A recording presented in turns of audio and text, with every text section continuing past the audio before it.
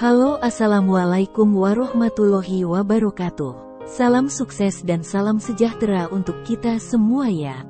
Ketemu lagi dengan channel novel kita, novel kesayangan Anda semua. Mohon dukungan subscribe, share dan like-nya, agar channel ini bisa berkembang dan semakin bersemangat untuk menampilkan novel-novel terbaru ya teman-teman.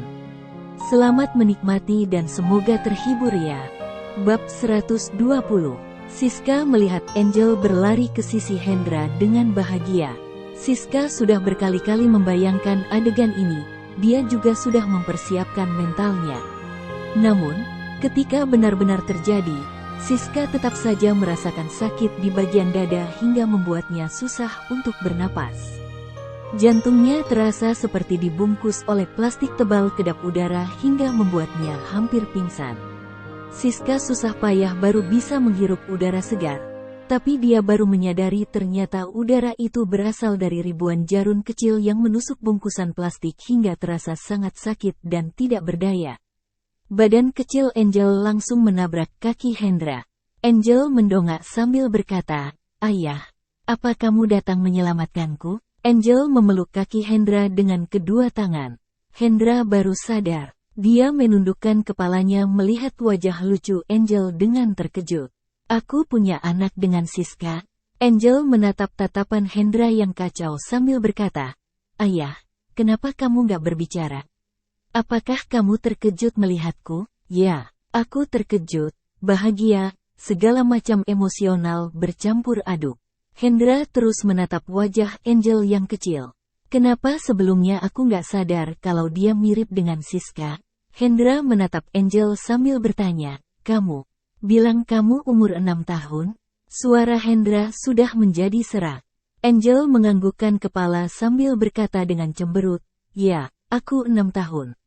Ayah, bukankah aku sudah pernah memberitahumu?" "Kenapa?" ayah tanya lagi. "Kamu bilang ibumu memberi nama Angel karena merindukan ayahmu." "Ya, dia sangat merindukanmu. Aku juga merindukanmu." Saat bertemu pertama kali, Angel bilang kalau dia umur 6 tahun, tidak punya ayah karena ayahnya sudah meninggal, lalu ibunya sangat mencintai ayahnya. Saat bertemu kedua kali, Angel bilang tanggal 6 Juni adalah ulang tahun ibunya dan ibunya paling suka makan es krim rasa stroberi. Saat itu, Hendra tidak berpikir begitu jauh.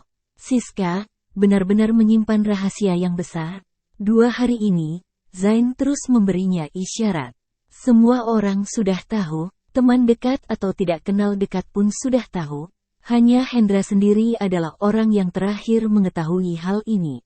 Hendra tiba-tiba tertawa. "Siska benar-benar berusaha untuk menyembunyikannya dariku." "Ayah, kenapa matamu memerah? Apa ayah terlalu senang melihatku? Jadi ayah menangis?" Hendra menatap Angel tanpa mengatakan apapun. "Ini adalah anakku dengan Siska. Sudah umur 6 tahun, Hendra terdiam sesaat untuk menenangkan dirinya. Hendra langsung mengelus kepala Angel seperti biasanya sambil berkata, "Kamu tunggu sebentar. Aku bicara dengan ibumu dulu." "Apa aku nggak boleh ikut?" "Ayah, apa yang mau dikatakan dengan ibu hingga aku nggak boleh menguping?" Hendra tersenyum dan menatapnya dengan tatapan penuh kasih sayang. Ada beberapa kata-kata manis yang gak boleh didengar oleh anak-anak. "Oh, aku mengerti. Aku akan menunggu di sini." Angel langsung menjawab dengan ekspresi mengerti. Namun, tatapan Hendra langsung berubah ketika berjalan ke sisi Siska. Gelap, menyeramkan, mematikan. Siska mengerti kalau Hendra membencinya.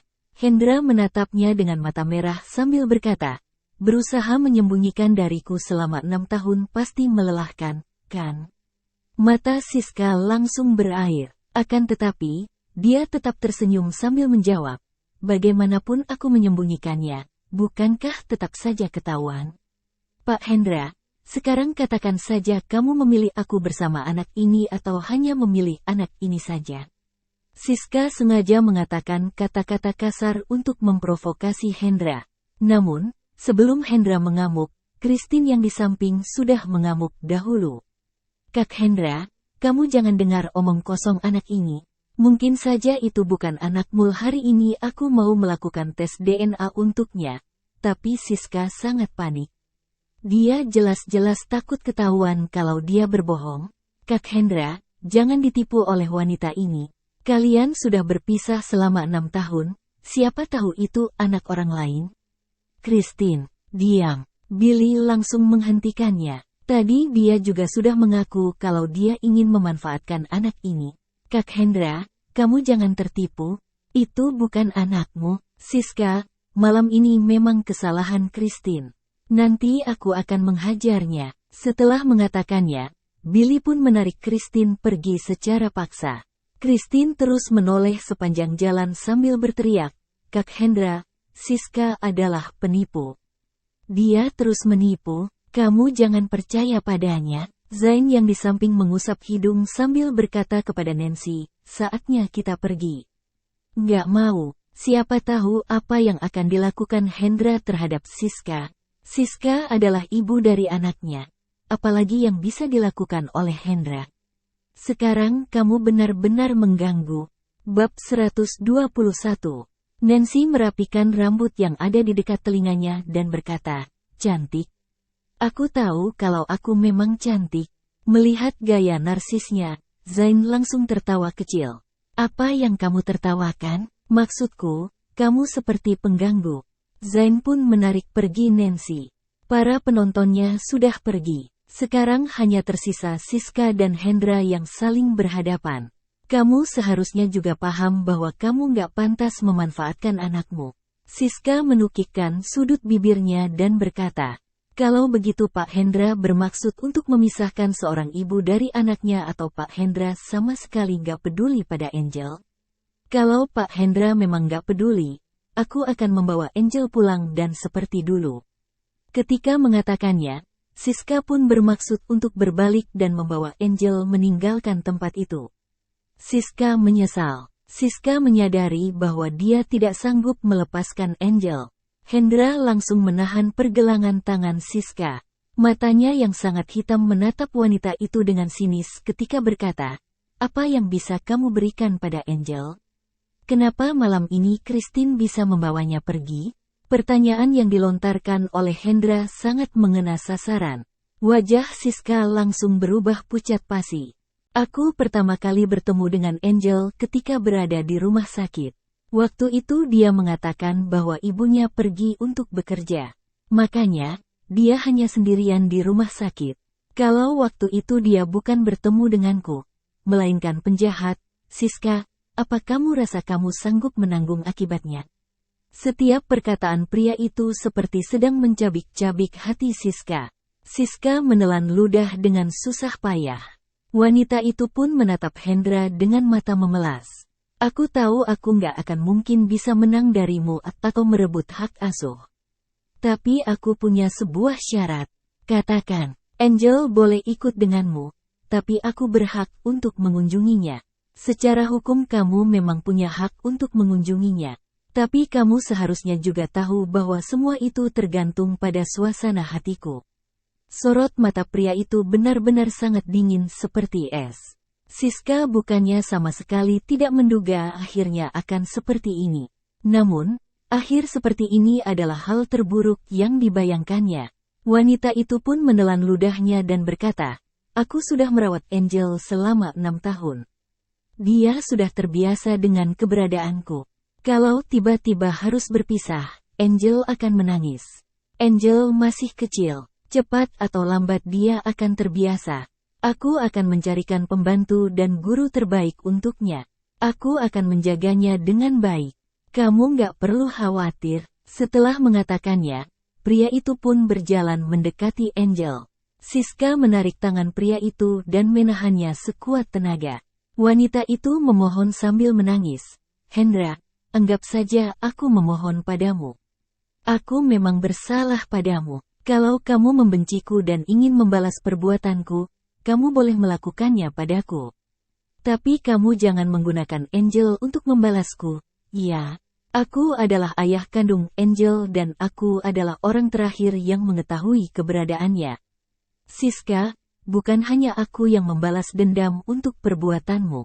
Kamu juga sudah membalas dendam atas perbuatanku. Hendra pun melepaskan genggaman jari Siska. Pria itu sama sekali tidak memberinya ruang. Hendra berjalan mendekati gadis kecil itu. Selanjutnya, dia pun membungkuk untuk menggendongnya dan berkata, "Ayo jalan. Ayah akan membawamu pulang." Angel pun kebingungan. Gadis kecil itu duduk di lengan Hendra dan bertanya dengan linglung, "Bagaimana dengan ibu?" "Ibu masih agak sibuk. Untuk sementara dia nggak akan bersama dengan kita." "Benarkah?" Angel menoleh dan melihat ke arah Siska yang berada tidak jauh. Ibunya terlihat rapuh saat berdiri sendirian di tempat itu. Matanya terlihat merah ketika menatap kepergian Hendra dan Angel.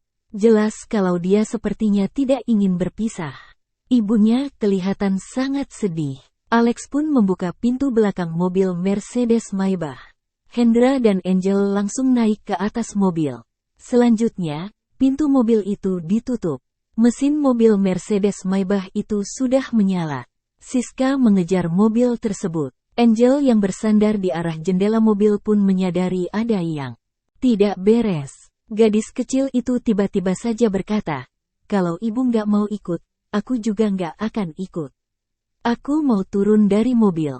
Aku nggak mau tinggal di rumah ayah." Hendra tetap duduk tenang di bangku belakang mobil tanpa terpengaruh. Tatapannya terlihat sangat dingin dan tidak berperasaan. Angel mengutak-atik pintu mobil dan berusaha untuk turun. Hendra langsung segera menggendong gadis kecil itu. Pria itu juga memberikan perintah kepada Alex, "Kunci pintunya." Krek, pintu mobil itu sudah terkunci dan tidak akan bisa dibuka lagi. Mobil Mercedes Maybach itu pun bergerak memasuki arus lalu lintas. Setelah berhasil melepaskan diri dari cengkeraman Hendra, Angel pun bersandar di jendela mobil. Sepasang tangannya sibuk memukul kaca jendela mobil tersebut. "Aku ingin turun dari mobil. Ayah, hentikan mobilnya, buka pintu. Aku nggak mau pergi ke rumah ayah lagi. Aku mau ibuku, buka pintunya." Huhuhuhu. Alex yang sedang mengendarai mobil melirik ke arah kaca spion belakang. "Pak Hendra, Nona Siska masih mengejar kita. Bagaimana kalau kita berhenti?" Akan tetapi, pria yang berada di bangku belakang itu tetap tidak mengatakan apapun.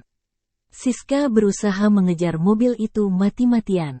Air matanya yang mengalir deras, sebagian sudah terbang terbawa angin. Angel yang berada di dalam mobil pun menangis sampai kesulitan bernapas. "Aku nggak mau pergi ke rumah ayah lagi. Huhuhu. Aku mau ibuku. Aku nggak mau ayah lagi. Aku nggak menyukaimu dan membencimu." Alex sudah menikah. Dia tidak bisa menahan diri dan memperingati, "Pak Hendra, kurasa lebih baik kita menghentikan mobilnya." Kalau Pak Hendra ingin membawa Angel pulang, Pak Hendra harus menjelaskannya. Kalau memaksa membawanya seperti ini, bagaimana jika suatu hari Angel membencimu? Bab 122. Di dalam mobil, Angel pun menangis sampai sesak. Wajahnya sudah berubah pucat. Saat itu, Hendra tiba-tiba menyadari sesuatu yang janggal. Pria itu langsung memeluk Angel dan berkata, "Angel, kamu kenapa?" "Ayah, aku." Gadis kecil itu menekan dadanya sekuat tenaga sambil berusaha bernapas menggunakan mulutnya, seolah-olah dia kesusahan bernapas. "Kita kembali ke rumah sakit." Mobil Mercedes Maybach berwarna hitam dengan plat nomor B9999 perlahan-lahan bergerak semakin jauh. Air mata membuat pandangan Siska menjadi kabur. Ketika Siska sudah dilanda perasaan putus asa, mobil Mercedes Maybach itu kembali muncul di hadapannya. Mobil itu bergerak ke arah rumah sakit. Apakah telah terjadi sesuatu yang buruk pada Angel? Siska langsung pergi ke rumah sakit. Di rumah sakit, Angel langsung dibawa ke UGD. Begitu Siska tiba di sana, wanita itu segera memberitahu dokter, "Dokter, Angel punya masalah pada pembuluh darah di jantungnya. Anak ini juga sudah besar. Kenapa setelah mengetahui cacat tersebut, kamu nggak mengoperasinya?" "Aku." Ketika Siska tidak bisa mengatakan apapun, Hendra lantas berkata dengan sinis, "Kalau begitu sekarang kita langsung melakukan tindakan operasi." Hari ini pasti sudah nggak kebagian. Tidak lama kemudian, Pak Roy yang merupakan wakil kepala rumah sakit sudah tiba. Pria itu terlebih dahulu bertegur sapa dengan Hendra. "Pak Hendra, apa kabar?"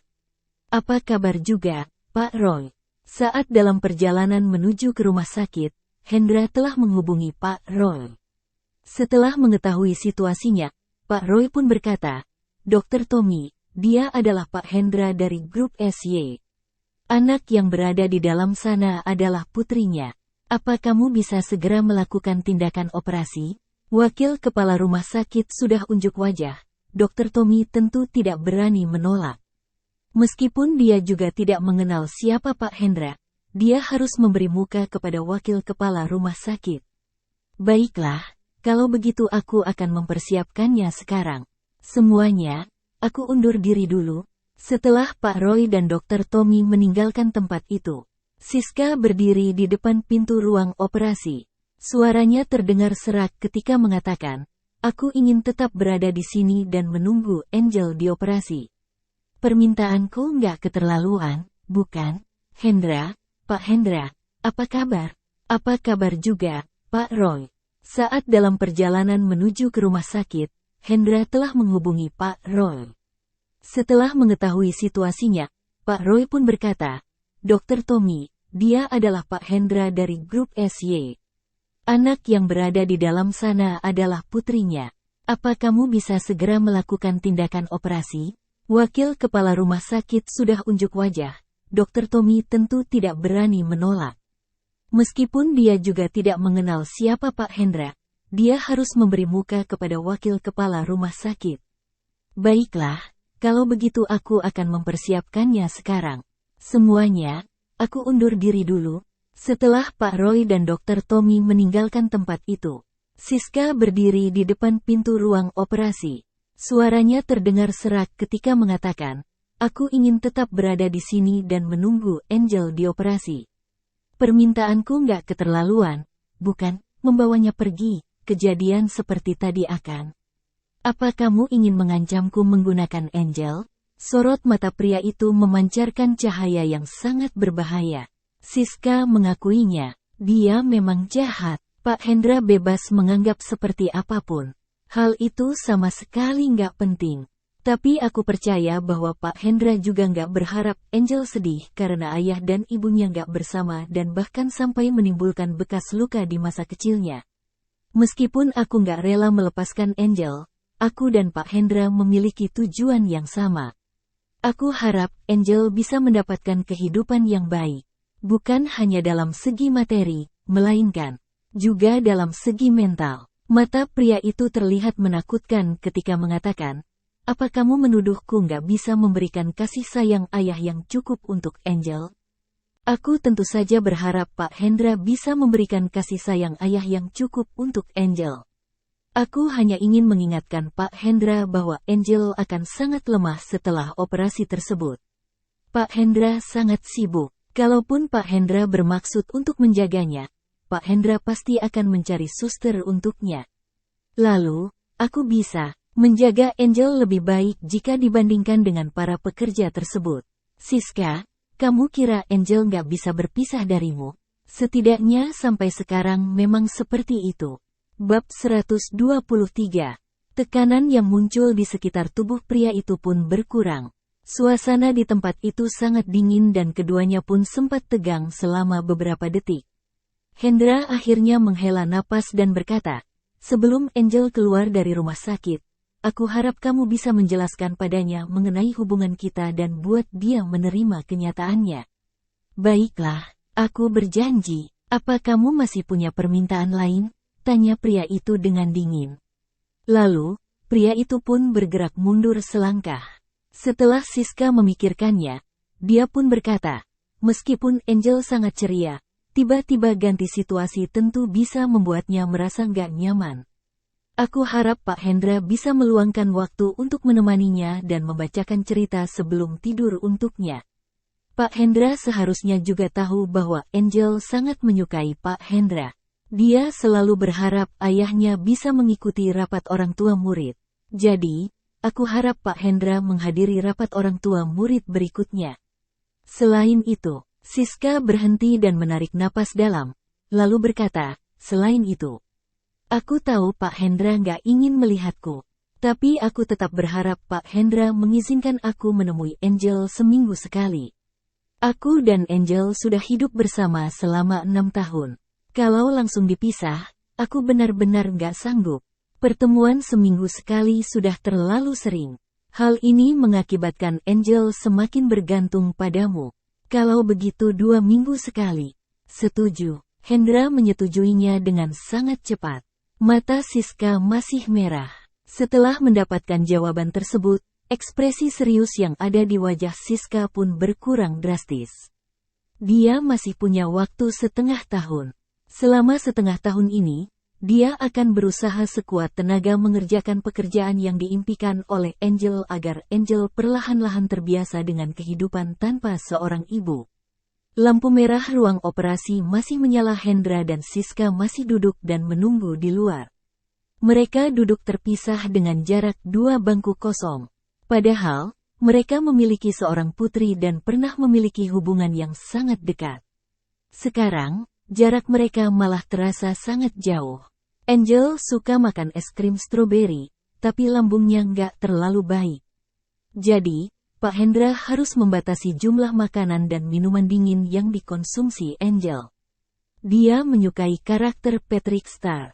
Malam hari, dia suka tidur sambil memeluk boneka Patrick Star. Sejak lahir, dia sudah memiliki masalah pada pembuluh darah di jantungnya. Meskipun bukan masalah besar, setelah menjalankan operasi, dia nggak boleh melakukan olahraga yang terlalu berat. Dia selalu ingin naik wahana kora-kora dan karena kondisinya itu, aku tidak pernah membawanya bermain permainan tersebut. Selain itu, Siska pun menelan ludahnya. Dia sangat tidak rela melepaskan Angel. Selama 6 tahun ini, Angel adalah pilar kehidupannya. Andaikan saja tidak ada Angel, Siska mungkin sudah mati 3 tahun yang lalu. Siska terisak dan wanita itu menjulurkan tangannya untuk menghapus air mata. Dia kembali melanjutkan, dia nggak suka makan kuning telur. Pak Hendra jangan memaksanya, kalau dipaksa, dia bisa muntah. Siska mengatakan semuanya dengan sangat mendetail. Saking detailnya, hati Hendra tiba-tiba terasa sakit. Pria itu pun mengepalkan tangannya tanpa mengubah ekspresi wajahnya. Siska kembali mendesaknya untuk bersikap lunak. Ketika berada di kota Umeda, Hendra sudah mengakhiri semua hubungannya dengan wanita ini. Perkataan yang keluar sama seperti air yang ditumpahkan. Sulit sekali untuk mengumpulkan airnya kembali. Bahkan Alex yang merupakan orang luar juga merasa hatinya seperti ditusuk-tusuk mendengar perkataan Siska. Tempat itu pun berubah hening selama beberapa saat. Hendra akhirnya berkata, mengenai kesukaan dan kebiasaan Angel, kamu boleh membuat salinannya untuk Alex. Aku akan membacanya. Siska pun tersenyum dan membalas, baiklah. Hendra berbeda dengan Siska. Ucapan Hendra sangat bisa dipegang. Kalau pria itu mengatakan bahwa dia akan melihatnya, dia pasti akan melakukannya. Siska sangat percaya padanya dalam hal ini. Siska juga percaya bahwa Hendra akan memberikan banyak perhatian untuk Angel. Soal ini, dia sama sekali tidak perlu khawatir. Hanya saja, aku nggak tahu apakah suatu hari nanti Pak Hendra akan pacaran dan menikah. Kalau suatu hari Pak Hendra menikah dan memiliki anak kedua, aku berharap. Pria itu langsung memotong Siska dengan berkata, aku nggak akan menikah dan nggak akan pacaran, apalagi memiliki anak kedua. Kalau begitu Kimiko, bab 124. Aku nggak memiliki hubungan dengan Kimiko. Dia juga bukan calon istriku. Entah kenapa Hendra repot-repot menjelaskannya. Sebenarnya, dia sama sekali tidak wajib menjelaskannya pada Siska. Siska pun mengangguk dan berkata, kalau begitu masalah pilih kasih sudah nggak ada lagi. Aku percaya Pak Hendra bisa menjadi seorang ayah yang baik. Bukan hanya seorang ayah yang baik. Dulu, pria ini juga adalah pacar yang sangat memenuhi standar. Akan tetapi, Siska tidak bisa menghargainya. Mereka pun tidak berbicara lagi. Operasi pembuluh darah jantung bukan termasuk operasi besar. Akan tetapi, waktu yang dibutuhkan untuk tindakan operasi ini juga tidak pendek. Lalu, luka yang ada di dada sebelah kiri Siska juga belum pulih sepenuhnya. Apalagi, tadi dia mengejar Hendra dengan sangat antusias. Sekarang, luka itu sudah robek. Rasa sakitnya sampai menusuk ke ulu hati. Melihat ekspresi wajah Siska yang agak aneh, Alex pun bertanya dengan maksud baik, "Nona Siska, apa lukamu sakit? Tadi sepertinya aku berlari terlalu cepat dan lukanya jadi tertarik." "Nggak masalah." Siska menjulurkan tangannya dan menekan lukanya supaya rasa sakitnya tidak terlalu ketara. Lalu, Hendra yang duduk di sebelahnya tiba-tiba saja bangkit. "Coba periksa ke dokter." "Nggak usah." Sebelum Siska menyelesaikan perkataannya, tubuhnya sudah terangkat. Hendra telah menggendong wanita itu. Siska memperhatikannya dan tertegun selama beberapa detik. Bagi Siska, tindakan Hendra ini terasa sangat di luar dugaan. Sampai-sampai, Siska merasa terkesima. "Kamu turunkan aku bisa jalan sendiri. Sudah kukatakan bahwa aku nggak mau berutang budi padamu."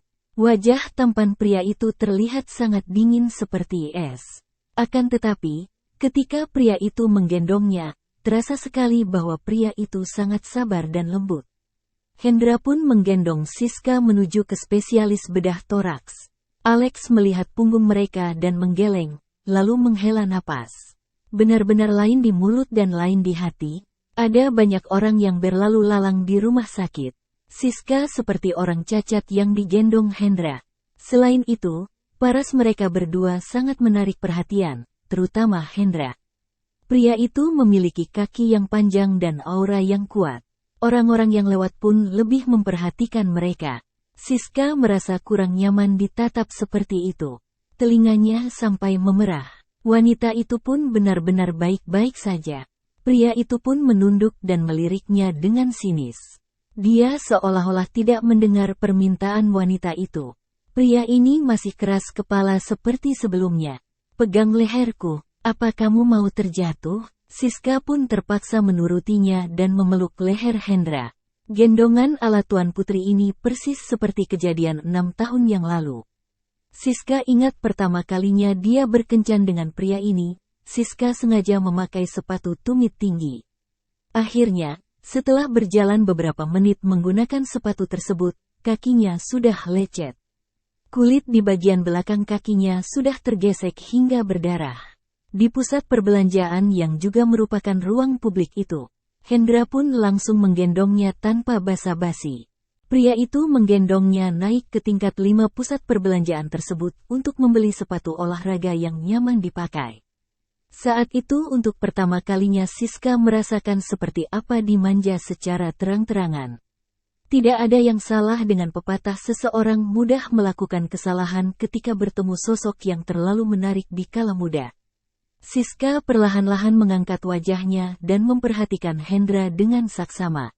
Tatapannya terlihat sangat teduh. Rasanya dia ingin mengingat wajah pria ini. Meskipun kelak tidak akan lagi ada hal seperti ini, saat ini sudah cukup. Spesialis bedah toraks. Setelah membantu Siska memeriksa lukanya, dokter pun bertanya, "Sudah berapa lama lukamu ini?" "Sudah hampir setengah bulan." "Sudah setengah bulan, kenapa masih seperti ini? Apa lukamu kena air ketika berada di rumah?" "Kalau lukamu terus sobek, lukamu bakal sulit menutup. Kalau luka ini tetap nggak tertutup, kamu harus diinfus di rumah sakit." Siska tidak mau tinggal di rumah sakit. Hidupnya tidak lama lagi. Dia tidak ingin menghabiskan waktunya di rumah sakit. "Dokter, bantu aku untuk membersihkan lukaku dan mengganti perbannya. Kalau kondisi lukaku semakin parah, aku akan datang dan menginap di rumah sakit." "Baiklah, tapi kamu harus memberikan perhatian penuh untuk lukamu ini. Untuk sekarang, proses penutupan lukamu masih tergolong lambat. Aku akan memberimu obat oral." "Baiklah." Jadi, luka itu pun dibersihkan dan diganti perban. Ketika Hendra dan Siska kembali ke depan pintu ruang operasi Angel juga sudah berakhir. Dokter berjalan keluar dari ruang operasi. Pria itu melepaskan maskernya dan berkata, operasi berjalan lancar. Karena ini hanyalah operasi kecil dan usia pasien masih muda, proses pemulihannya akan cepat. Siska bertanya, kalau begitu kapan dia akan terbangun? Setelah pengaruh obat biusnya habis. Mungkin besok.